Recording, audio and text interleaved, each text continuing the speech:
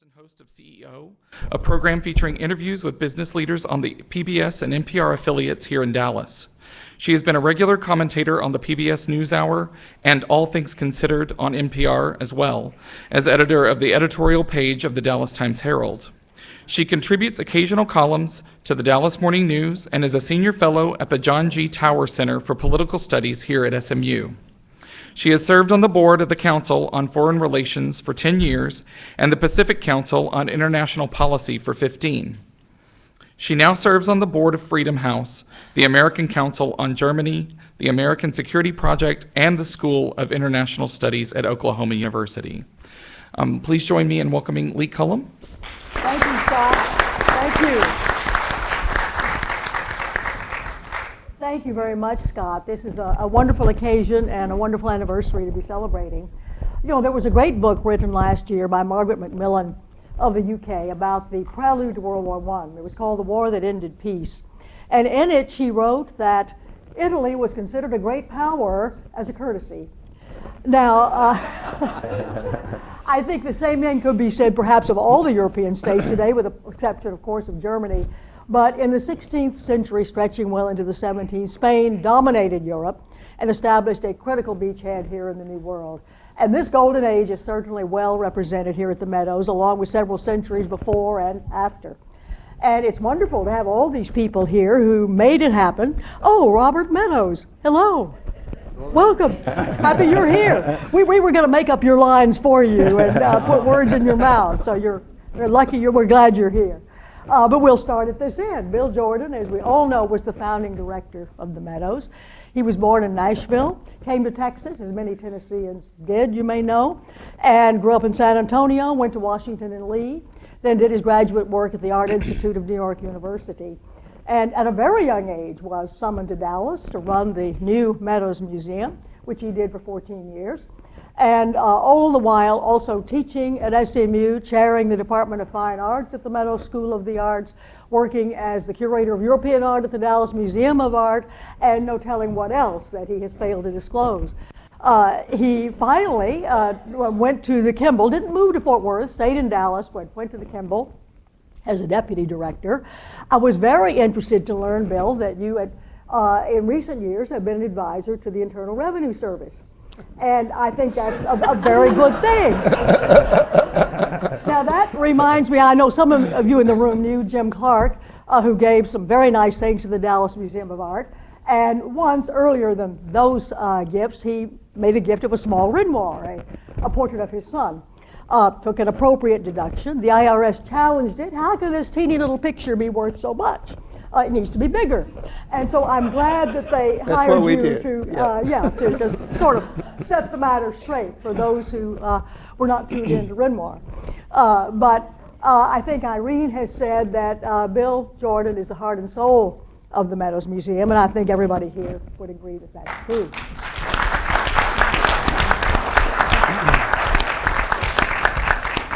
And Irene Martín has had an incredible life. She was born in Shanghai, went to school in Tokyo, then her family moved to Milwaukee. She finished high school there, went to Marquette in Milwaukee, landed here at SMU, and became assistant to the director, which is to say Bill Jordan. No wonder she thinks he's the heart and soul of the institution. Then became assistant director, and when he moved on, she became interim director, and she was so good that the interim lasted 4 or 5 years, as I recall. They wouldn't let you go. Irene has become a whiz at making exhibitions actually happen, negotiating the loans, arranging for the transport of the art, which is no small thing, insuring the art, returning the art. She did this at the Meadows. She's done it in other settings, such as the Getty and the Thyssen-Bornemisza Foundation in Lugano, and finally at the Los Angeles County Museum of Art, where she would preside over 6 big exhibitions and 15 smaller exhibitions every year. That's a lot of art to move around. So, I would have to say that the heart and soul is Bill, and the indispensable person in many ways has been Irene. John Lunsford became director of the museum in time to open this building, which was, and Linda Custard, you presided over all those opening ceremonies. How you lived to tell it, I don't know. But they were simply wonderful. King Juan Carlos was here. And I'm so sorry about the trouble that he's gotten involved in. You all may know that he went off on a nice safari during the crash in Spain and the people were teed off. And last year he abdicated in favor of his son, Felipe VI. We have a lot of portraits of various Philips here. Maybe a portrait can be done of him at some point when he matures. But anyway, and his son, the son-in-law, is now in trouble with the law, and he's going to have to go to court along with the princess, his daughter. Anyway, he was certainly in good form for the opening, and so were you. And John has been a curator at the Dallas Museum of Art. You have taught at the Meadows School of the Arts, and you have done lectures, you've done tours, you commissioned the Calatrava, you made lots of things happen. And one of your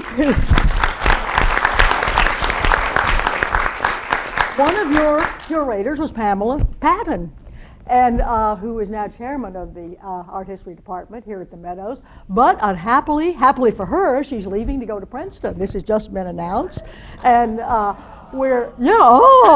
lucky for Princeton. No. Lucky for Princeton, unlucky for SMU.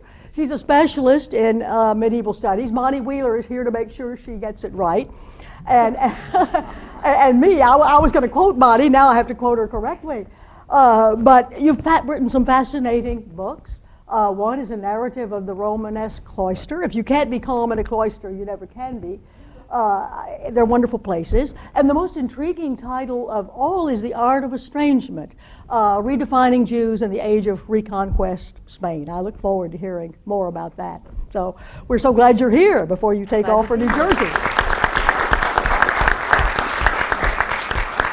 And Mark Roglán, as we all know, is now the Linda and Bill Custard Director. He's been here for almost 10 years. He's the dynamo who has really catapulted the museum into a whole new stratosphere. Made a deal with the Prado to give us a great picture every year for 3 years. He has mounted exhibitions from the court paintings of Charles IV in the 18th century to the photographs of Laura Wilson of six-man football in West Texas. It was a great show. They both were great shows. He grew up in Madrid. Did his graduate work at the Universidad Autónoma of Madrid, worked at the Fogg Museum at Harvard, came, luckily, to the Meadows, and we expect many more great years with you, Mark. You cannot go to Princeton. And we are especially honored to have Robert Meadows with us today. As you all know, he's the son of Al Meadows. Most importantly, he chairs the Meadows Foundation. And the Meadows Foundation, we're grateful to say, has just given $45 million to SMU, the biggest gift ever. $25 million for the museum, $20 million for the School of the Arts. The museum, the foundation has been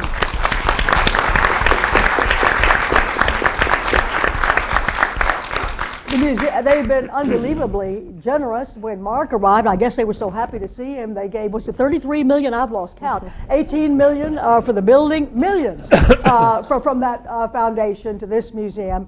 And with more to come, I'm sure, and we're very grateful to you for all that you've done for SMU.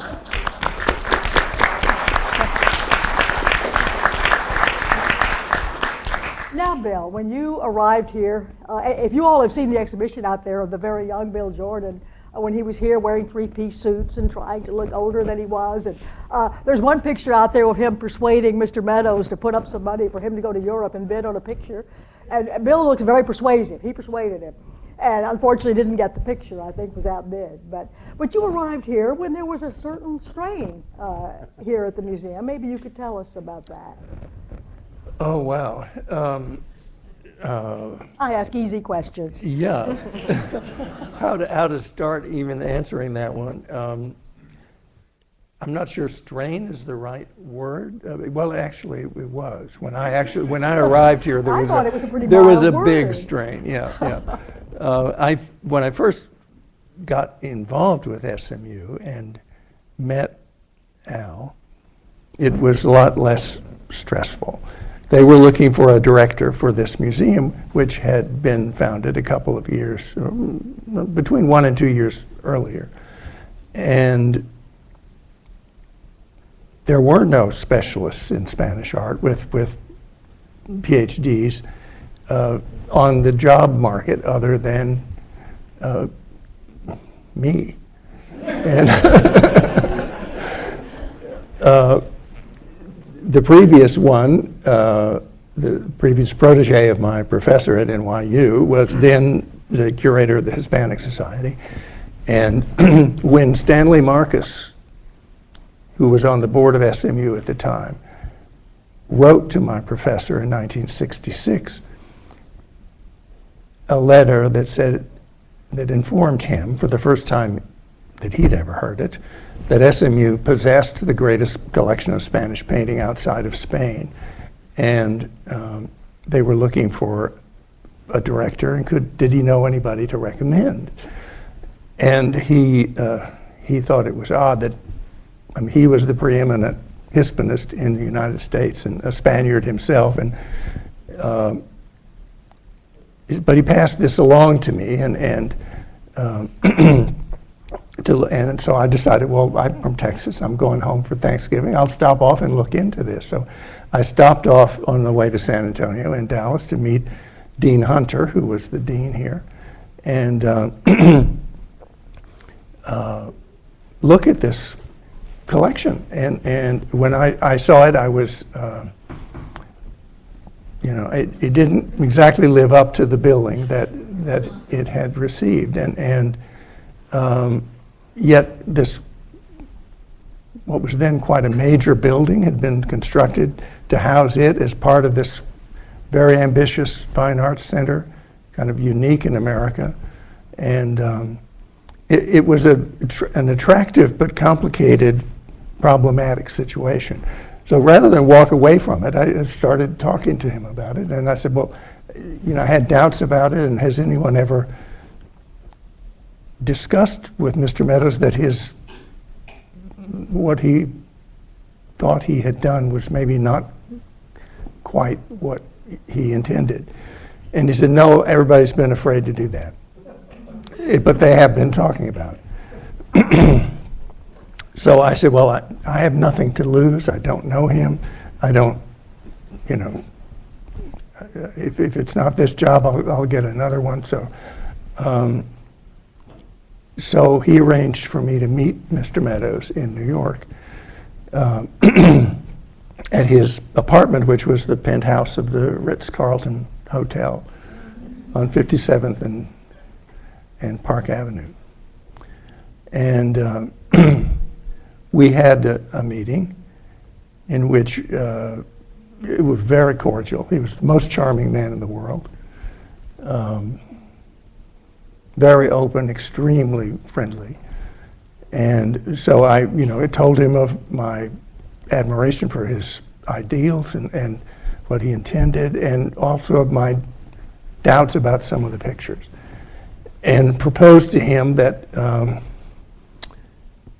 there's no reason he should accept my judgment. I was 26 years old at the time.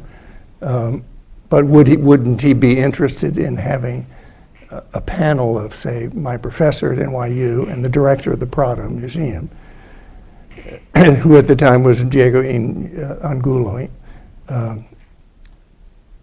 review the collection for him.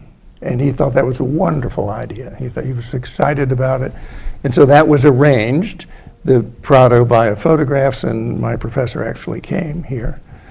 And so they actually told him what was what, and that he needed really to kind of start over, keeping the best of what was here, which were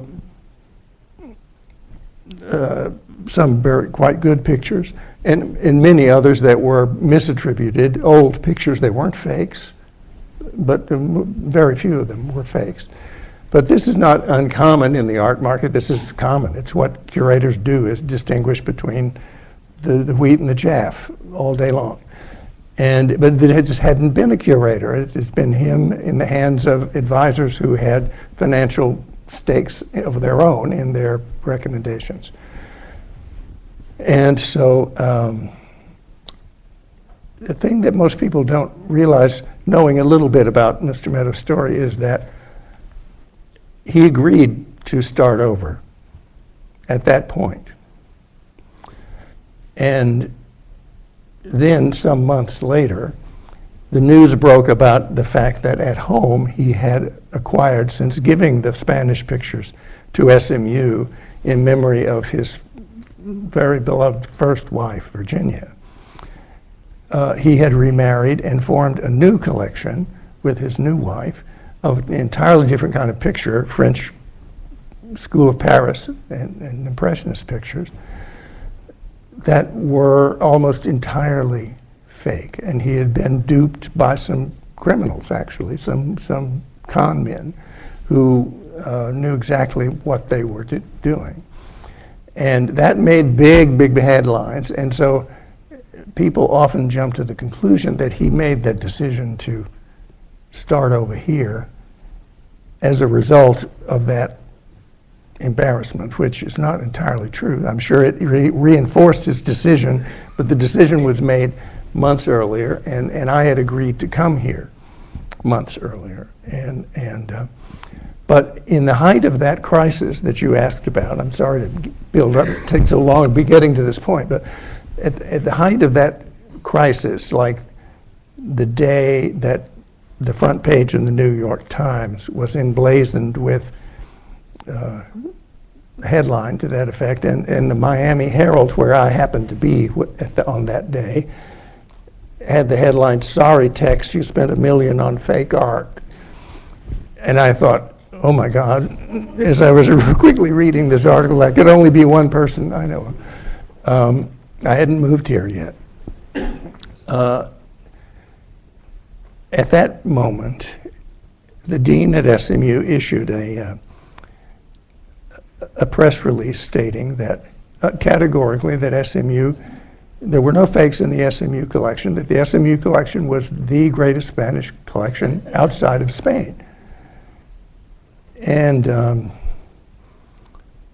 that is not what we had agreed to. It's not the basis upon which I agreed to take this job. It's not the basis upon which, it's just not what the director of the Prado or my professor had told them. And it's all right to say that privately, but to say it in the New York Times in this critical moment, what my professor advised me to tell him I wasn't coming. So I did. At that moment, I said, "I'm sorry, you've violated our understanding. I'm not taking this job." And so that was a real crisis, and very tense for a day or two. And there were conversations on the phone between my professor, between Mr. Meadows and the dean, and so forth. Anyway, it was decided that we would have a meeting in New York in early May 1967, a week after this article, at Wildenstein Gallery, the greatest art gallery commercial art gallery in the world at that time, and specializing in Old Master and Impressionist paintings. And little did I know at the time, I learned years later that my professor actually was a consultant to that gallery. But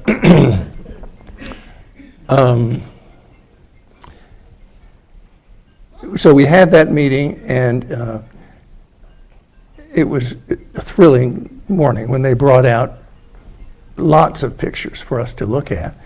And I was just so thrilled to see all these Goyas and Murillos and Sorberans and so forth trotted out, and the purpose of this visit was to convince me that he was serious and to get on with it, because Al wanted to solve this crisis. And so when we left the meeting and were walking to lunch, he took me by the arm and said, "I bought them all." And I said, "You what?" He said, "I bought them all." And I said, "Well, I think we need to talk about this." So anyway, we did eventually talk about it, and he wound up not buying quite all of them, but most of them. And those were the 8 pictures, it turns out. I think originally there were 9. that were acquired on one day that relaunched the museum and gave me a core of stuff to work with when I arrived here on June the 1st of that year to what was done was closed the museum and took down all the pictures and began evaluating them and redecorated the museum, which it really needed to have done, with new carpet and new lighting, mostly. And we opened in September with these new pictures and with all of the prints of Goya that are now in the museum, most of them, which had been the first thing that I had suggested buying. And it was a different place. And so that's the crisis, the critical moment. Well, just from what you're saying, it sounds like it was the dean who jumped the gun. It was. Mr. Meadows. Well, the dean was, I don't know if any of you here knew Kermit Hunter, but a few of you might have. He was quite a character, an ex-military man and a playwright whose specialty was historical pageants for these outdoor sites. And like when he appointed a music director for the head chairman of the music department, shortly after I came, the person he chose was Ferdy Groffet, who was hardly an appropriate person for this music school. But anyway, Kermit was a character, and he was a loose cannon. But he was exciting, though. He was also volatile. We just were like that lots of times. But long after I left and he retired, we'd see each other. I was very fond of him, but he was a loose cannon.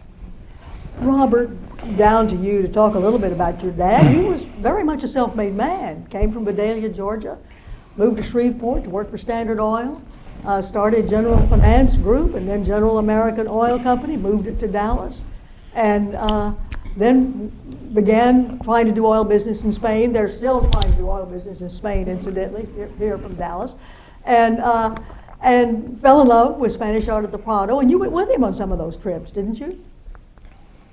Well, one time. And you didn't have a very good time, I think I read.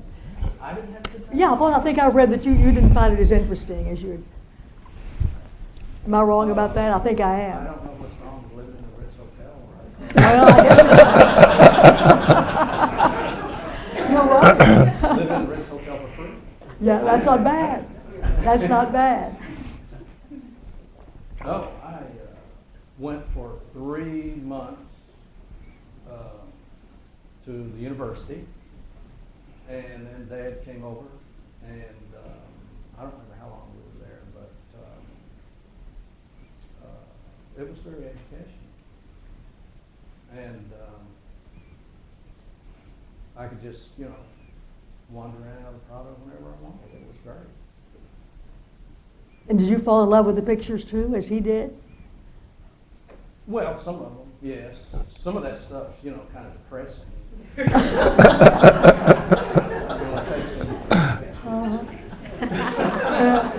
Well, you can always go back to the Ritz and cheer yourself up. Now, Bill, back to you for a moment. I know you're on the board. You chaired the board of the foundation in Marfa, and you're on the board of the National Museum. I know that Elliot Cataloo was here to keep an eye on things with the National Foundation. Right. As I recall, you were the first to do a major exhibition at the National Collection. Is that not true?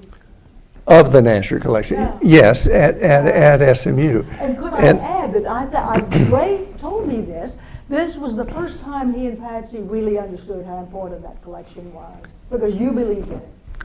Well, he said that a lot, but Ray and Patsy they'd been building this collection for several years at home and just doing an incredible job with it. And in addition to doing the museum, I also did these temporary exhibitions in the little gallery next door called the University Gallery that were usually contemporary art or modern art related to the teaching program at SMU. And so I proposed to Ray and Patsy that they lend their collection for that, and it turned out to be the most elegant show. I mean, the stuff just looked fabulous. As beautiful as their home is and their garden, it looked even better at SMU. And they kind of saw, which often happens, I think, with collectors. You see your things in a different context outside of your life environment, and you realize you see them differently. And I think they did. And they also then, from that moment on, began to underwrite our exhibition program. And so they paid for a number of the other, like Cy Twombly exhibition, others that we had after that. Well, Irene, you were there to look after all these exhibitions, and you brought the Goya exhibition when you were running the museum, didn't you? Goya at his time? Yes. When Bill left from the Kimball, I was made interim director, and my first thought was, oh my gosh, I had some responsibility. And the year after, well, while we were still together at the Meadows, Bill was working on the El Greco exhibition. And it was coming to Dallas. That was the condition that I think Bill had made, that if there was going to be one, it was going to come to Dallas. You went to Dallas and... It opened at the Prado, Prado. and then went to the National Gallery, Gallery, and then came To here. Dallas. And it was a big show. It was very major. And then when Bill left and went to the Kimball, he also planned that Giuseppe de Rivera exhibition to open just about the same time as the El Greco show. And I thought, well, we can't have a Spanish art museum here and not have some participation as well. So I called Edward Sullivan and see if he could help me with an exhibition on Goya. So we would have 3 centuries of Spanish artists in Dallas at the same time. And we did a show not just on Goya, but it was Goya and his time. And it was not from the collection that we put together, it was all from U.S. collections. And I think it was the first exhibition in the Meadows that we did. And that was some week, that was in December of '82. It was, people from Spain came, from all over, all the Hispanists were there. There were conferences held at the old Dallas Museum of Fine Arts. It was still at State Park, at Fair Park. It was incredible celebration of Spanish art. And then the following 2 years later, you did the great Spanish still life show at the Kimball. And that was 3 years later. 3 yeah. years later. And so I decided also to do a Spanish show to coincide. We didn't exactly coincide. We did first for 1 week coincided at the end. And I did the Luis Melendez exhibition. And at that time, Eleanor Tufts was teaching at SMU in the art department, and that was her special. She did her dissertation on Meredith, and so it was perfect. And that exhibition was an international loan show. And it was the first time I ever had to deal with indemnity, which is 40 pages of application for getting government insurance on it. And it traveled. And yes, it traveled to North Carolina. and Raleigh, and to New York, the New York School of Design, National Academy of Design, yeah. It was quite something when I look back at it, that I had the nerve to actually ask the Prado for 14 paintings, and I got them. They now have a limit of 7 that you can borrow. So. And I also asked the Lee for the only self-portrait of Luis Melendez, and they gave it to us too. And then we had from other German collections and all over Europe and the U.S. It was quite a success. That was my real experience, initiation into doing exhibitions. And quite an initiation. Well, you know, you speak of Goya in his own time. His own time was quite something. I mean, he was at the court of, Charles IV. And here came Napoleon, from Spain, installed his brother Joseph as king. Goya stayed on and painted for Joseph. That was fine. And then here comes Ferdinand VII. Napoleon's out. And Ferdinand said to Goya, you ought to be sent to the gallows, but you're such a good artist, we'll forgive you. So that guy knew how to maneuver. But you know, all the while, I mean, doing these very provocative, satirical things. I mean, the prints that you mentioned, Bill, you know, disasters of war, and the caprice, and the follies, very tough stuff. Well, yeah, but some of those were not issued in his lifetime. He did them, and the capriccios, which were satirical, he did them, and then when the complaints began to be bandied about, he very cleverly gave the addition to the crown, so that you can't criticize the king. And then the disasters weren't printed until later, I see. in the middle of the 19th century. Well, who knows what American artists working today are painting even now about our own time to be unearthed someday. John, you opened this building. Yes. That must have been quite a deal. It was quite a deal. I was, in fact, pretty much hired by Dean Brandt. I was teaching. This is Carol Brandt. Carol Brandt. Now, Gene Bonelli ran the school. Did he succeed Kermit Hunter, Gene Bonelli? He did. All yeah. right. It was then when I left the Dallas Museum and started out here gradually teaching more and more courses. But you knew Carol Brandt, whom But I I'm knew so Carol. sorry See, departed this I had world been last year. involved with the move from Fair Park downtown, of the original part of the Dallas Museum, the first building down there. So Carol thought I probably had a little experience with museum building, and I learned a lot more about it, building this building. I said that I never thought I would be learning to read electrical specification charts and that kind of thing, but my theory was I had to at least have some sense of what all the building was about if we were going to build it. And I was fortunate enough to have a wonderful committee to set up the parameters. Bill was on it, and Patricia Meadows, and a number of other people.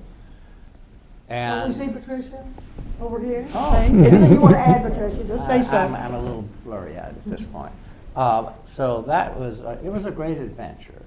And there were two things we did, and I hope they won't mind my mentioning one of these two that I think was an innovation. And the architect we chose, at the start it was Hammond B.B. Babka, and then it became Hammond B.B. Rupka. From Chicago. Yes, and we had to conform to the campus style as a whole.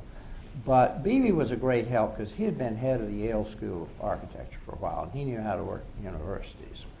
That was a great help. But among us, we decided that one of the hazards of running any art museum where the permanent collection is stored in the basement and it's being moved up and down and all around, it's where you wouldn't be aware of it, but all the permanent holdings, both paintings, sculpture, and works on paper, are actually on the same floor as the exhibition, the main exhibition galleries. And we were very proud of that, and I think it works still very well.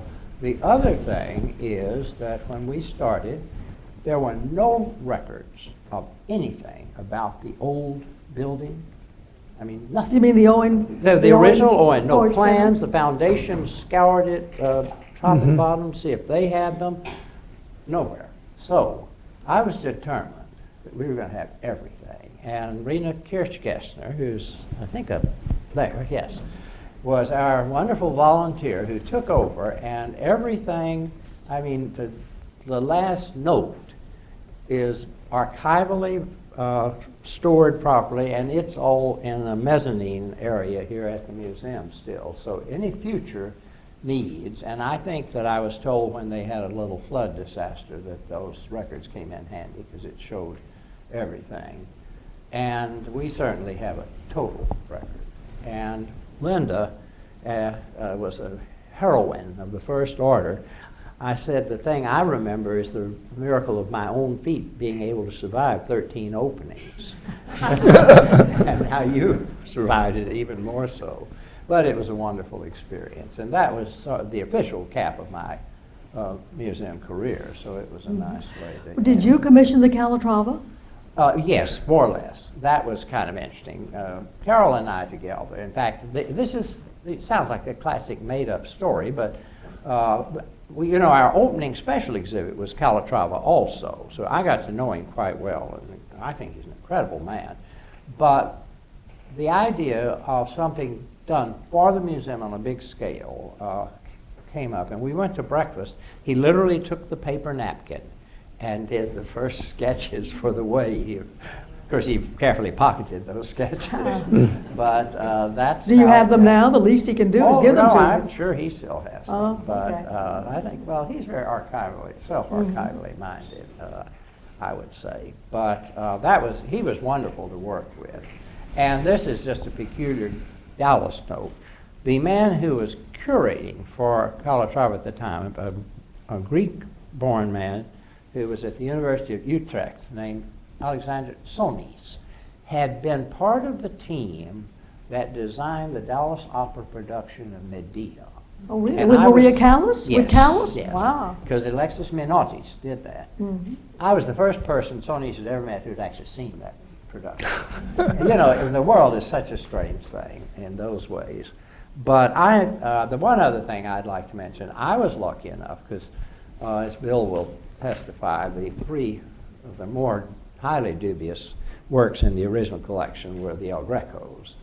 And with Bill's expertise and Pamela's support, who was curator at the time, we were able to acquire a real El Greco for the collection. Which one is it? It's the St. Francis, one of the St. Stigmatization of Yes, Francis? yeah. Yeah. And very beautiful, a small, very beautiful painting, in beautiful condition too.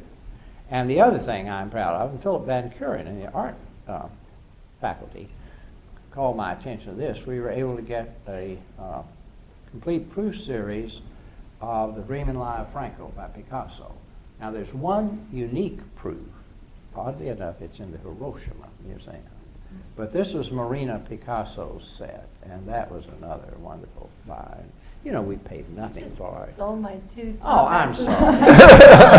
That's all right. Well, That's sort of what I wanted. well, let me just ask you one thing. You majored in literature at Yes, Harvard. yeah, I was an and then- undergraduate AB at Harvard with And then English fine literature. arts at Columbia. Yeah, that's right. And has literature It's made been, your career? well, I said, you know, I think writing museum labels is a challenge. God knows how many tens of thousands of museum labels I wrote.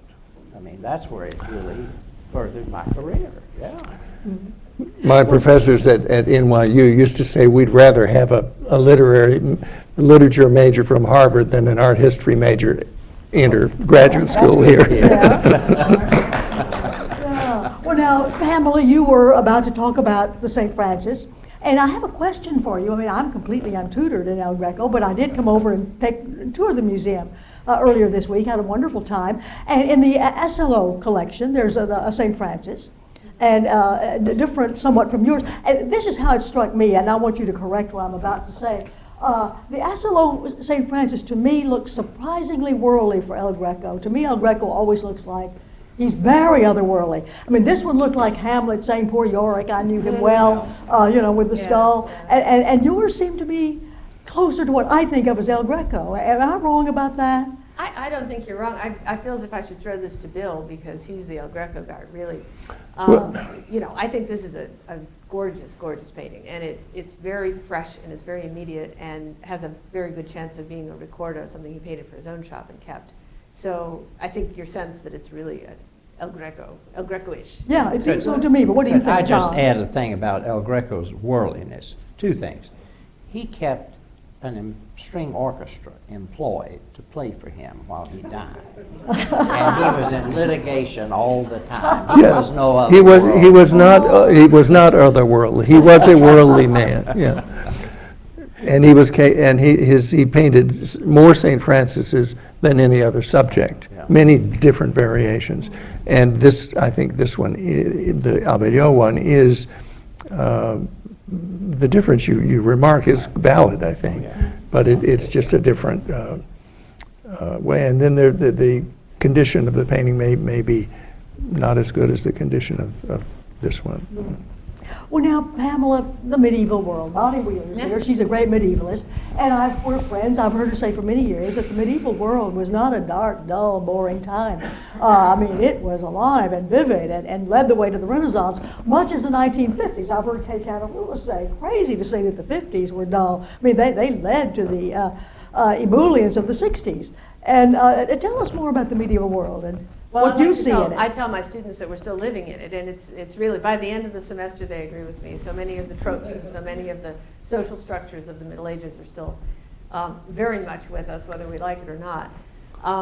You know, I don't know where to start. It's a fascinating period. I'll try to bring it to the museum. Well, what about those two beautiful pieces on each side of the stairway? They're 12th century, I think, on the walls, each side of the stairway. Those are loans from the Boston Museum of Fine Arts that I don't remember now, John, whether it was you or Mark? Was it Actually, Ted Pills. It was, Ted was Oh, director Ted then. between. Yeah. It was a wonderful opportunity. We were able to borrow these works from the Boston Museum of Fine Arts, the great St. Peter altarpiece on the end wall of the Red Gallery, St. Martin sharing his cloak with a beggar, a couple of sculptures that I think are not out right now. No, is that they're not right? out. Yep. And then the two frescoes. And I use them routinely in teaching because how often do you get to see a Spanish fresco in real life when you have to teach about them?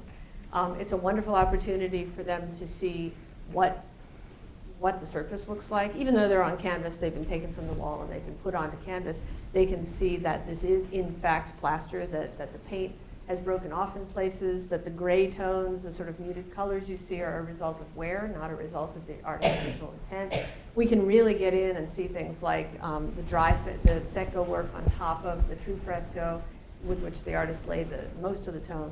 And so, you know, we're able to really work with objects in a way that most medievalists don't get to, I think, in the United States. Most of the time, you're stuck out in Missouri. Missouri's a lovely state, but there's not a lot of medieval art there. So it's been just a privilege, and I keep hoping that they'll forget they're here. Yeah. In fact, when Frederick Ilchman was here a little while ago for the Goya exhibition, I said, "You'll let us keep them, right? Right? Right?" You know. So far, so good. It's really been a treat, and it's fun for me because I studied in Boston. I did my own art history degrees in Boston, and I remember looking at them there and looking at the St. Peter altarpiece back when I was an undergraduate and a grad student. So Well, that's now a good tell start. us about, what do you mean by reconquest Spain, in which Oh. Jews were redefined? What is that? Reconquest is a word I don't like to use, but I settled on because it's a good Google search term. Mhm. And this is what happens when you title your book these days, is that, you know, I could have called it Medieval Iberia. I was at the orthodontist with my son, and the orthodontist saw a book I was holding, and it talked about Medieval Iberia on the cover, and he said, "Now Iberia, what's that?" It's an airline. And I thought, well, that strikes that one off my title list. So I called it Spain, which is not geographically quite as appropriate, but I used it. What's the and difference between Reconquest Spain is- and Iberia? The difference is that by the 13th century, Portugal was also there, and that in fact, Spain as a country hadn't quite come into focus. There was still the Kingdom of Castilla y León. There was still the county of, well, at this point it was the crown of Aragon. There was still the Kingdom of Navarra all by itself up in the Pyrenees, and they didn't really come together into Spain per Spain until Ferdinand and Isabella. Well, really a little after that. So, you know, and then Portugal is there as well. So to represent the area that I was writing about, you really had to call it Iberia. I call it Spain because we all know what we mean, and that's important. Reconquest is a word like that. It implies that the Christians of northern Spain were busily capturing territory that rightfully belonged to them, that always had belonged to them, and that these Arabs and Africans had come and conquered and, you know, established this caliphate, which wasn't theirs, and that the Christians had a right to bring it back. And, you know, the only problem with the argument there is that the ancestors of the people who had conquered the north of Spain were in fact invaders too, who had conquered the peninsula from the Romans. And the Romans in fact had conquered it from the native Iberians and a handful of Greeks and Phoenicians who were around. It's, you know, it's a land that has always been invaded. So reconquest is a loaded word, and academics try not to use it, but when you want someone to find your book on Google or in a card catalog, library catalog, you need to use the word they'll use, and that's the word. Well, you use several loaded words. I mean, estrangement. Are you talking? Art and estrangement. Now Are you talking about the Inquisition? Is that what you mean? It's a little before the Inquisition, but I think this is a good example of the Middle Ages surviving into a more modern era. My argument there was that as the kingdoms of the north, the Christian-ruled kingdoms, expanded into the south, it became more and more important for them to identify themselves with Northern Europe, with a Christian Europe that was different from the multicultural Islamic and Jewish populations down in the south. And so one of the efforts that they made was to sort of restructure their society, restructure their cultural expressions in a way that aligned with the rest of Europe. So, you know, my book argues that now was the time for those Christians of the north to put Muslims and Jews at arm's length and to say, you know, those are other people, they're not Well, us. at arm's length, they made them leave. Eventually Didn't they, did. or convert? Yeah. And one could argue that they were laying the foundation for that even now. They found them very, very useful and necessary, and I think at the popular level, people were quite comfortable with each other a lot of the time. I think this is, you know, it's like the difference between state governments and local governments today. You know, what the people at the top are saying is not always what we think in our neighborhoods. And I think it was probably laying the foundation for the Inquisition and for a fully Christianized Spain, sure. Do you think they're still trying to make a saint of Isabella? You know, this came up a couple of years ago, 2 or 3 or 4 years I haven't heard much ago. about it lately. Maybe it's been quietly laid to rest. I don't know. Well, may I talk about my one favorite work of art that John didn't Yes, get? I wish you would.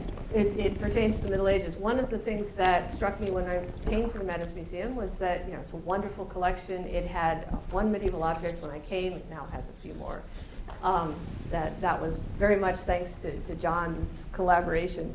We were able to buy a few things. But one work that really was important to me was the capital, the Islamic capital, that I think is not currently out, but usually. I thought you'd want to talk about it. Yeah. Because it became the only work that represented Spain's Islamic heritage, the Iberian Islamic heritage, which is a very powerful one, beautiful objects, sometimes very hard to come by. And the fact that this capital came available and was offered to us, and you know, it's a kind of a strange, interesting story. I was in London on a courier trip and got a phone call back in the day before we didn't have email, right? Not much email. So I get this phone call, there's a note, you know, the dealer from Paris says the capital's in London and here's the address, and I took a car out to the outskirts of London. It's like scary industrial buildings and I'm all by myself. But there in the warehouse was this fantastic 10th century capital, beautiful object. And took it down and took a good look at it, and I don't know if I called you from London or came back, but you know. Well, and I had just recently been to Medinat al-Zarqi. Yeah. Medina al-Zahra, yeah. It's where it's from. Did you see that exhibition, that fabulous exhibition they did there on the site?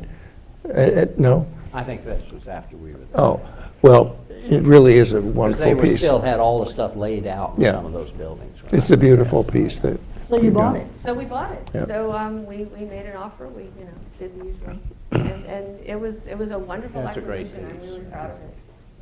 Well, now, Mark, I failed to mention that 5 years ago, King Juan Carlos made him a knight for his contribution to arts and culture. You may remember in Man of La Mancha, there's a song called The Knight of the Woeful Countenance. But that's not Mark at all. He has every reason to be very cheerful. You have things going so very well here.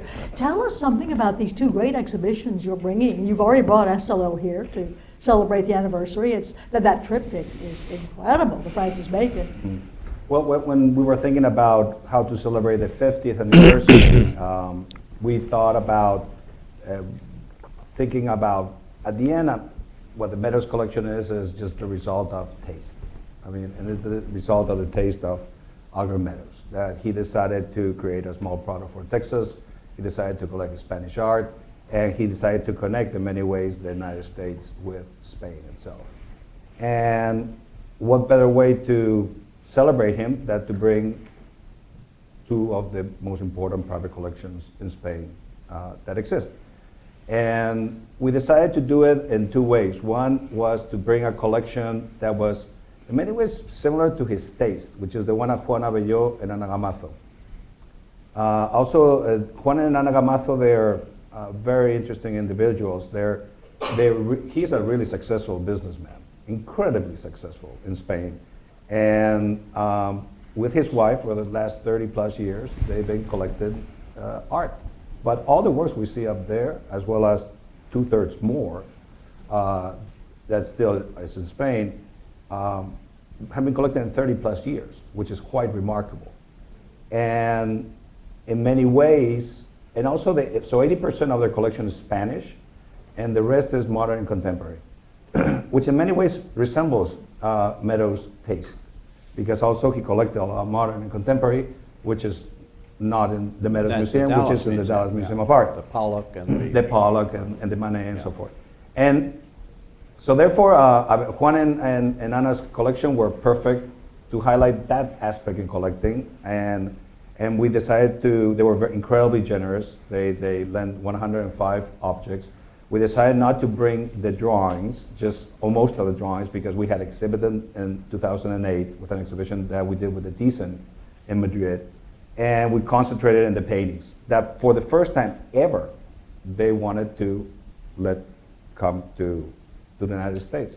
So it was the first time they exhibited the collection in Madrid, in the townhouse in Madrid, and then it was decided that they would come here. So that was one aspect that we wanted to cover, the kind of living collector that collects from, it's a complement, a combination of business and also a passion for the art. And then the second collection that we'll bring in the fall is the Alma Collection, which is the result of over 500 years of collecting, 19 dynasties, in fact. And that collection is the collection done by the most important aristocratic family in Spain and one of the most prestigious families in Europe when it comes to novelty. And it has never been shown in the United States or seen outside of Spain as a whole. So we also started conversations with the Alba family, and they were very kind to lend over 120, 130 objects from the collection. The first exhibition was curated by Almudena Ros, which is the curator of the Yo collection. They're still buying. An object that we brought to the exhibition, which is not even in the catalog, is this beautiful miniature by Murillo. They bought it in Maastricht just a couple months ago. So, and then the other collection, the one of Alba, is again is the result, and it's also the history of Spain itself, because the Albas have been married to. There was an Alba married to Napoleon III, Emperor of France. There was an Alba married to.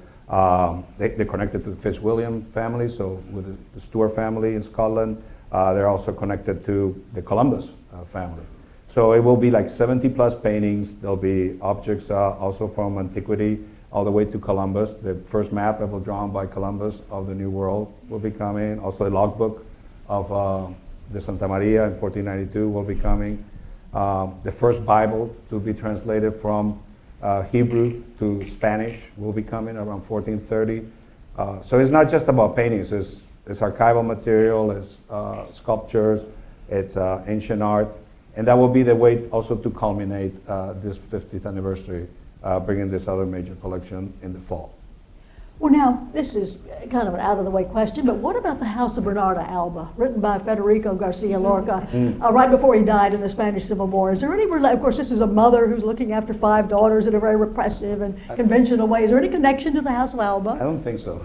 There's a lot of connections of other stories with the House of Alba. But not that one. I have learned, but not that one. Not that one, Not all that right. one, not that one. But there's plenty of them, some true, some Well, not. this so recent true. Duchess was enough right there. Which is fascinating. I mean, and the show with the Albas will be displayed chronologically, not by the works of art, but it will be done by the different, how the taste has evolved also from the 15th century to the present.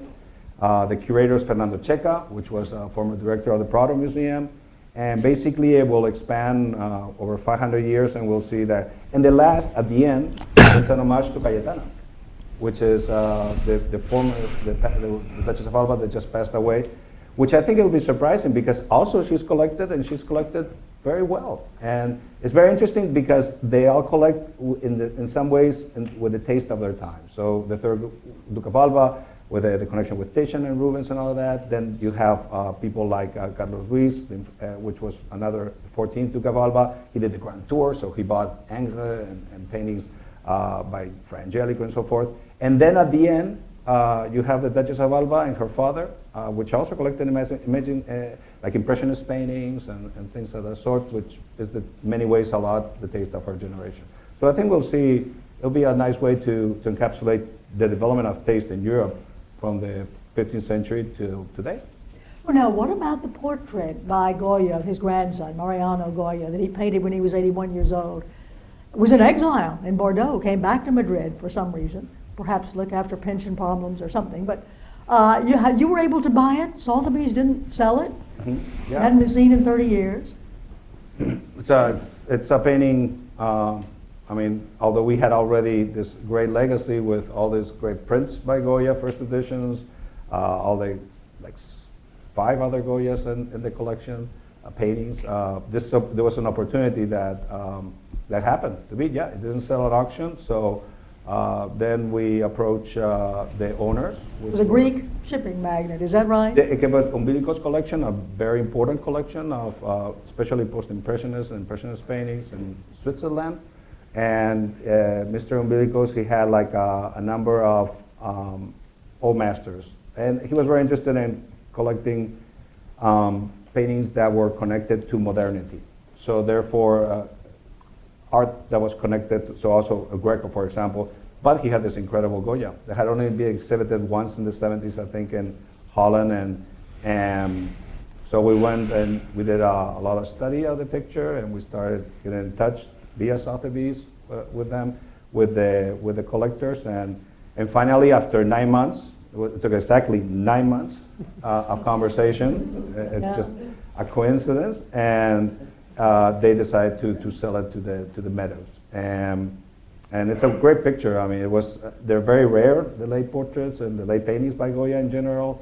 And this is it's not a painting that is a commission. It's a painting he did From the heart. It's very beautiful. Yeah, it's a painting he did for his only grandson. I mean, this was the only son of his only. I mean, his only son Javier Goya that survived. I mean, and basically Mariano became like also the inheritor of many of his works. Ironically, we have a still life, for example, that Bill bought that was rejoined with the painting of the portrait because it was in his collection.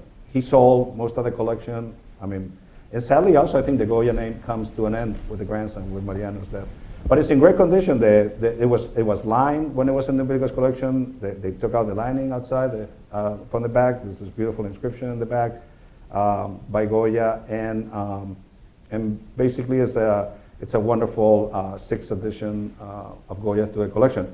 When you think about it, we have 6 paintings by Goya. I mean, the Metropolitan has 7. The National Gallery has 8 paintings. So this has become now the 3rd largest depository of Goya in the United States, which is. I think you said that this is a picture that is too modern for collectors of old masters, but too old-fashioned for collectors of mid-19th century art. So it's perfect for the Meadows. And that's exactly why we wanted it. I mean, it's a bridge between tradition and modernity that it allows us to explain from the collection perspective how this happened, no? Because it was painted before Manet was born. And when you get close to that painting, you see those greens and those brushstrokes. The conservator from the Kimball came with us, Claire Berry, to New York. Also, we had other colleagues from the Metropolitan look at it. We had other Jonathan Brown. I mean, there was a lot of people working on this picture, and you can even see his fingers on the painting itself. And it's like having the DNA of Goya on canvas. Robert Meadows, your dad bought a Miro. It's the Princess Louisa upstairs, a wonderful picture. And he bought it in New York, and Moreau was there in the gallery with him. Are you familiar with that at all? It's a wonderful story. No? Well, he was in Pierre Matisse's gallery, and in comes Miro, and Miro said, I think you'll like this painting, and Mr. Meadows did, bought it. It's upstairs. It's a beautiful picture. But what in the collection means something to you? Well, I went through a long period of stuff he'd bring home, hang it on the walls. He'd get in there with a hammer and nail, drive it in through the plaster, and get us to hold it up and make sure it was right. Then people start coming around wanting to see what was there. I didn't know anything about it, and actually it turns out he didn't either. So, I always had the impression that the main reason they hired Bill was to keep Dad out of trouble.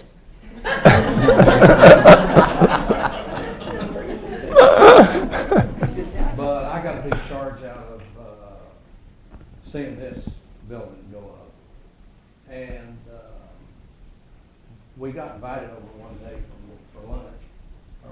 Remember? Yeah. And they gave me my own hard hat that had been decorated by one of the students Yeah. here. It's unique. And I have taken good care of it. I intend to keep it for Good. any survivors. I have kept mine, I'm ashamed to say. Pardon? I'm not sure they gave me mine. I think they took mine back.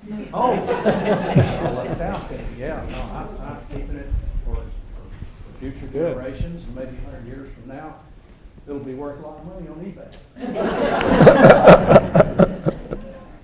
But they asked me, I think it was Dean Brandt wanted to know what you want to name this, so I'm the one that got the name of the museum. That's a big kick, and it's worked out even better than I thought it would.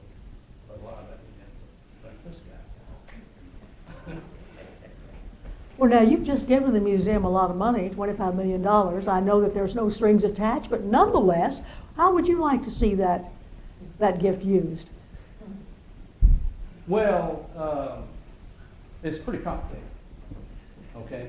We had a retreat in January and worked out all the detail. And I kind of got lost in the numbers. But we had one director that was real good at summing up how it was all to be divided up, utilized. And it's everybody was happy with it when then we presented this and they said, okay, we'll take it. I imagine they did. Well, Bill, you must have known John Alexander. There's a show of his work. Yes, He certainly was an did. intern here. I might add that Bill is so highly regarded. The William Jordan internships are in operation now. 3 professional interns a year get to work in the museum. All an internship named for you. Yes, I'm very honored by that. Please. But John Alexander He was did. no, but not one of those though. No, John. No, that was you were too young. John was what John was a graduate student in painting, and he wasn't really an intern. He just the Meadows Museum in those days, as Irene will remember, had no money. I mean, we were able to make these fabulous acquisitions because of Al Meadows' generosity, which was for that purpose. But he did not support the operation of the museum. That was run by the $1 million endowment he gave in 1965, when he gave $300,000 to build that corner of the art center that was the Meadows Museum, and $1 million endowment, which produced, well, you can imagine what kind of income that produced. And whatever the university would agree to top it up with, on top of that, out of their general resources. That's what we ran the museum on.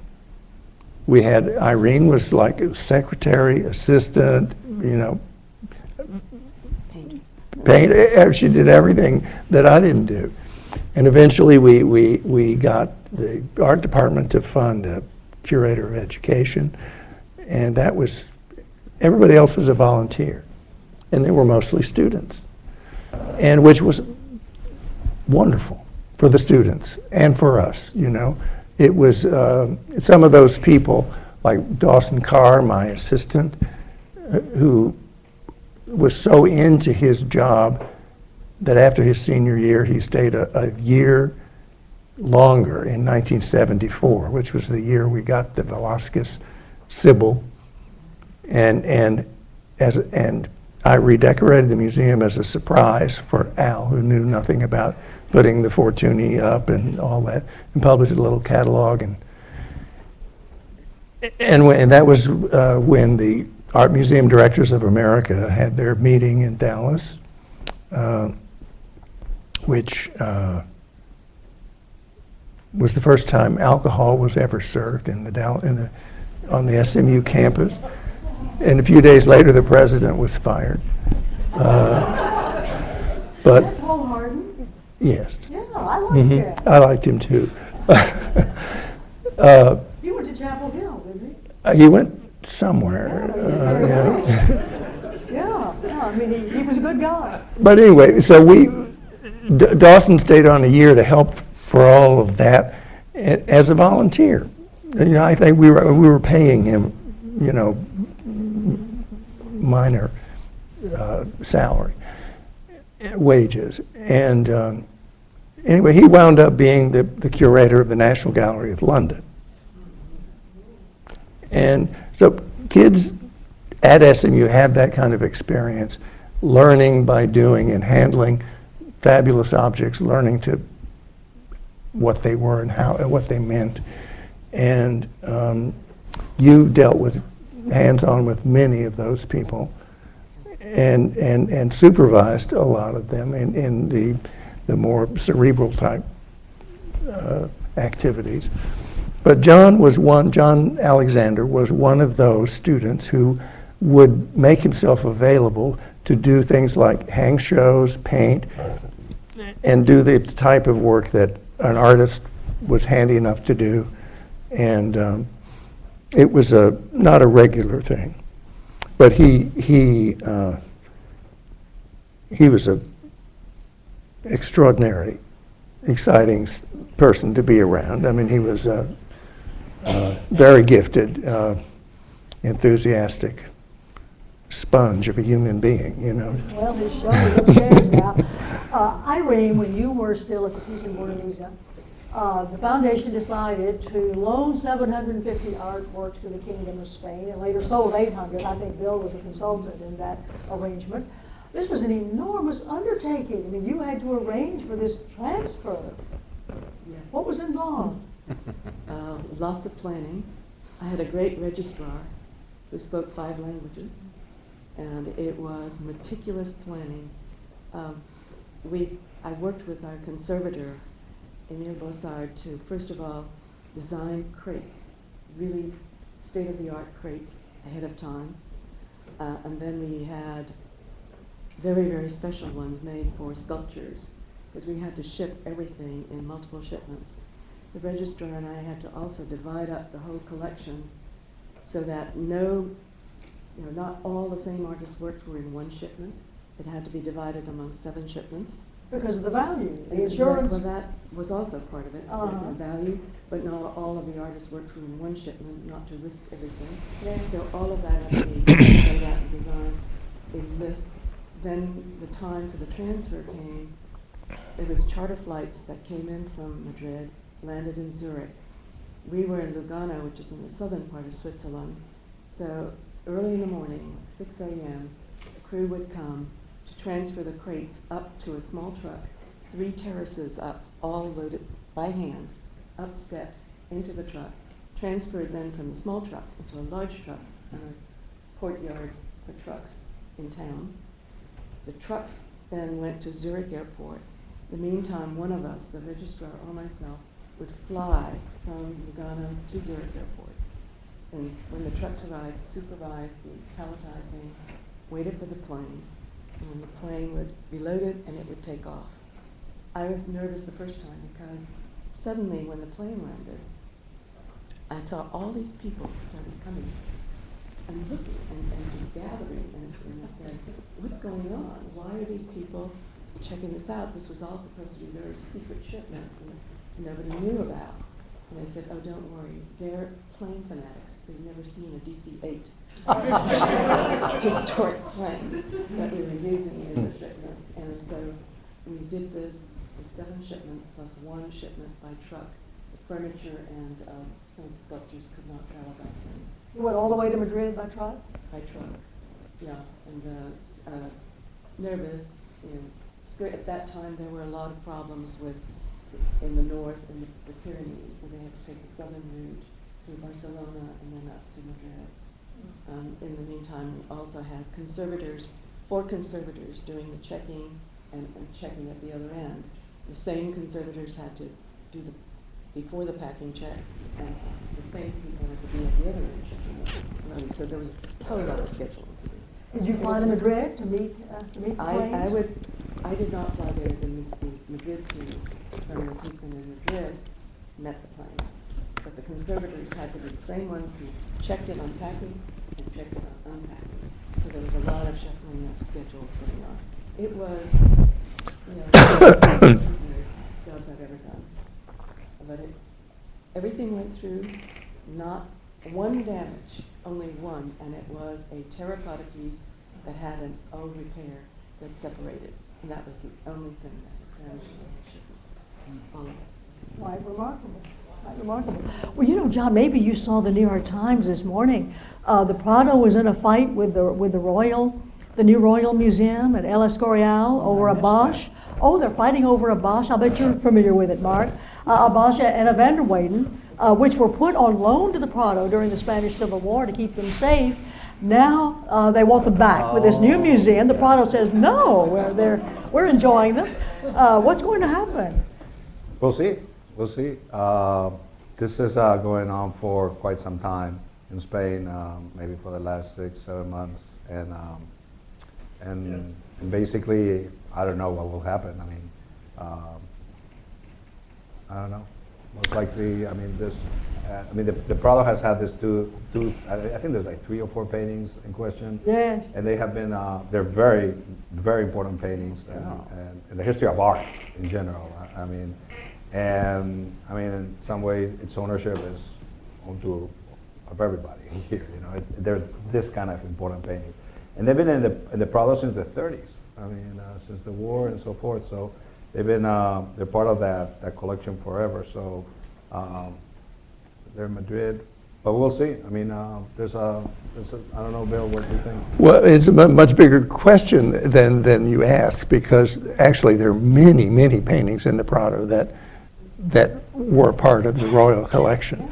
And so it's the tip of the iceberg. The Prado's worried that they're more. They're worried. And this all started quite a few years ago when the Duque de San Carlos, who was then the director of the Patrimonio Nacional, decided to build a museum for the Royal Collection underneath the esplanade in front of the Royal Palace and overlooking the royal hunting grounds.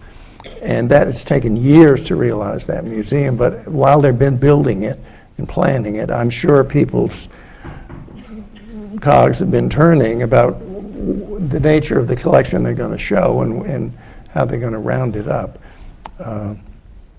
These are the most famous pictures that they have in the Prado from there. And as Mark says, who knows? It'll be sometime. Well, now, Pamela, the last word from you. If you return here from Princeton in 5 or 10 years, and I hope you will, to say hello, what do you hope to see here at the Meadows? Oh, wow. More medieval art. No, what I hope to see really is more of the good work that's been going on here. A lot of the great things that have been built that I've seen I've been here 23 years. The things I've seen since I arrived here are just remarkable. One thing I'd like to see that I think has fallen off the grid just a little bit as our sites have been more international and national is more engagement with the students. As Bill was talking, I was thinking what a wonderful time that was. And when I came, it was still very much like that. We had graduate students who worked in the museum as a matter of course. We had research papers being done. We had lots of movement back and forth. And when I moved from the museum to full-time teaching, in fact, I talked to John about creating this internship so we could keep that moving. So that's one thing I'm really happy we've been able to do. But I'd love to see that continue. I'd love to see your fellows teaching in our department. And I'd love to see our students working with your staff on programming. I think there's a lot we could do. And it's all to the good. It's all, it all helps the museum and it all helps the students learn, which is part of a university museum solution. Well, that sounds good to me, Robert. Yes, you want to put up some money for this program. I would like to say that if Dad could come back, he would be incredulous at this museum. He never expected anything like this. Mm-hmm. Never. But it happened. It all began with him. Yep. Well, Robert Meadows and Mark Roglán, Pamela Patton, John Lunsford, Irene Martín, Bill Jordan, thanks to all of you. Thank you. And onward.